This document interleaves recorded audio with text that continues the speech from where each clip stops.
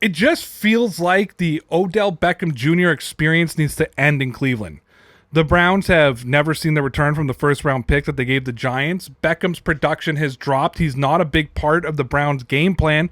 And that being said, reports emerged last week that Cleveland wouldn't trade Beckham. Apparently, that almost changed today.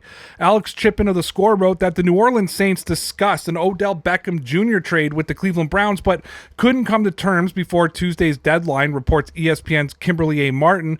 Money reportedly became the hurdle for the cap-strapped Saints. Beckham is owed the remainder of his $14.5 million base salary.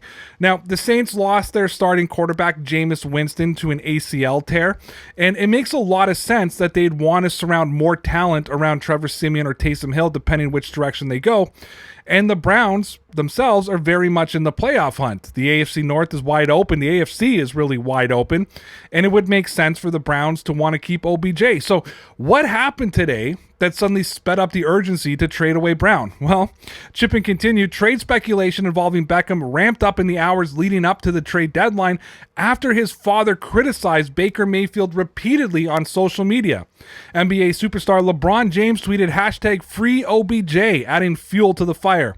Beckham's production has fallen off drastically over his 3 years in Cleveland. Though a torn ACL limited him to 7 appearances in 2020, the LSU product has hailed as one of the NFL's best receivers through his first 5 seasons with the New York Giants. Now, I don't know how Beckham walks into the Browns locker room tomorrow. The Mayfield-OBJ relationship has already seemed strained. Kevin Stefanski said that he needs to get Beckham involved in the game plan. If Mayfield doesn't want to throw him the ball, though, that's going to be very difficult to get him involved in the plan. Many people wondered if this was the season that the Browns would finally get it together and actually start competing.